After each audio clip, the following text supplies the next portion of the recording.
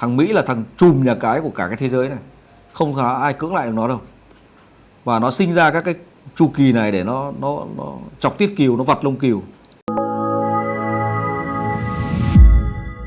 Nếu như mà anh em làm chỉ có làm bất động sản thôi thì sẽ có đến một lúc là không có một xu nào hết để tiêu. Năm 2005, cuối 2005 là tôi mua bất động sản đầu tiên. Và năm 2008 thì tôi có tham gia vào một cái nhóm mấy anh em, 5 anh em mua tách bán, mua xây bán, mua sửa bán, mua làm giấy tờ pháp lý xong bán. Diễn ra suốt từ 2008, 2009, 2010 và là kết thúc cái nhịp đấy. Và 2011 là bắt đầu sau tháng 3 năm 2011 đến tháng 4 phát là nó nguội lạnh đóng băng luôn. Và nó kéo dài hết 2011, hết 2012, hết 2013, hết 2014, giận 2015 nó mới bắt đầu thị trường nó mới ấm quay trở lại. Có nghĩa là nó ít nhất nó phải mất 3 năm. Từ lúc nó sụt giảm, có là năm nay được coi là năm đầu tiên, 2022, 2023, 2024. Thế nếu như mà ông nào chỉ có mỗi trò chơi là bất động sản thì 3 năm tới móm nặng.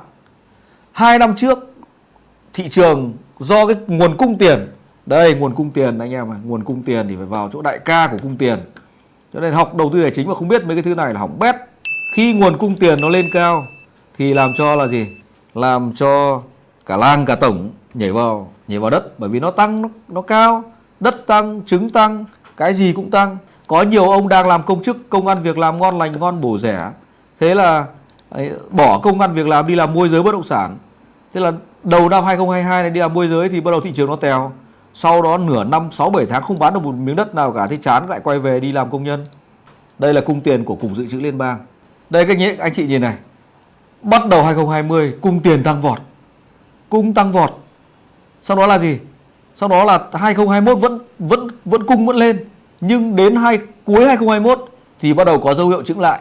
Và thực tiễn bây giờ này, anh em nhìn tôi cho anh em nhìn bây giờ nhá. Chúng ta biết được là tại sao nó lại khủng hoảng kinh tế. Thằng Mỹ là thằng trùm nhà cái của cả cái thế giới này, không có ai cưỡng lại được nó đâu. Và nó sinh ra các cái chu kỳ này để nó chọc tiết cừu, nó vặt lông cừu. Đây là gì? Đồ thị cung tiền của riêng năm 2022. Từ đầu năm bắt đầu chững giảm như thế này, sang năm nó còn giảm nữa. Nó tụt kinh chưa? Đơn vị là tỷ đô.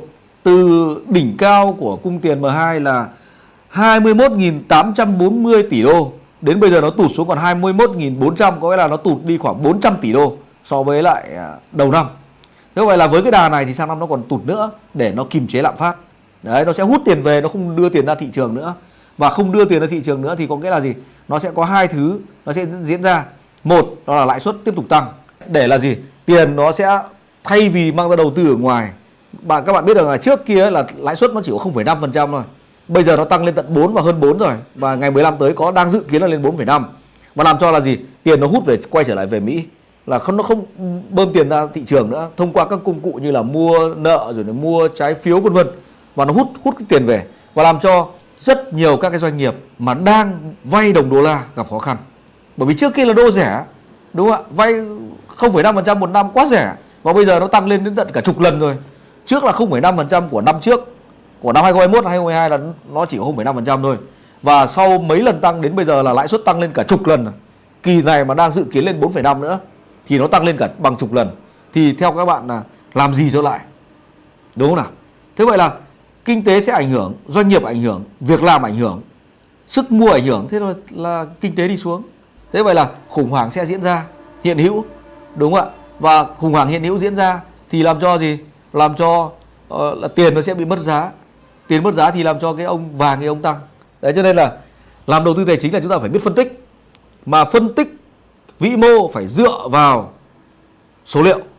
Tôi làm tất cả tôi bằng số liệu hết, bằng con số, bằng đồ thị hết. Chứ không có cái gì gọi là cái này nó thế này thì cái kia thế kia, không. Phải nhìn vào dữ liệu hết. Kể cả phân tích về dấu hiệu việc làm là cũng phải nhìn vào đồ thị.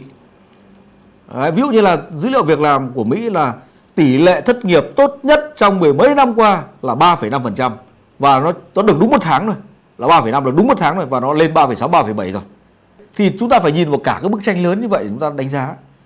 Cái lãi suất cũng vậy. Cái kỳ khủng hoảng trước đây lãi suất là 5%. Và bây giờ các bạn thấy không? Bây giờ lên 4,5 rồi. thì lúc đấy là định tiến gần đến cái ngưỡng 5%. Và cái cuộc sụp đổ cách đây 30 năm trước, đó là gì? Hơn 30 năm trước, đó là 1987. 1987 anh chị em có thể ghi lại, đọc lại cái cuộc khủng hoảng tài chính vào năm 1987. Sau đó là có một cuộc khủng hoảng nhẹ hơn vào năm 97, 98, cách đó khoảng 10 năm. Sau đó lại một cuộc khủng hoảng nữa, đó là vào 2008. Và bây giờ đó là 3 cái cuộc khủng hoảng nhỏ thì nó sẽ tạo thành một cái khủng hoảng lớn theo cái chu kỳ thôi, theo quy luật thôi. Thế vậy là nếu như chúng ta chỉ làm bất động sản thì 3 năm tới là chẳng còn trò gì để diễn. Nếu chỉ có đầu tư cổ phiếu mà theo cái trường phái là mua xong rồi bán, bán xong rồi mua, kiếm được một ít lợi nhuận ấy, thì trong vòng 1-2 năm tới nó cũng chẳng có cái trò gì cả.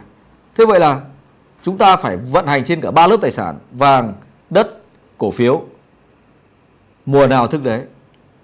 Chúc mừng bạn đã xem hết video của Phạm Thành Biên. Ngay bây giờ bấm vào nút đăng ký, bấm vào nút chuông để nhận được tất cả các bài phân tích, tất cả những cái video kế tiếp của Phạm Thành Biên từ trên kênh này. Ngay bây giờ bấm ngay, bấm ngay, bấm ngay, bấm ngay.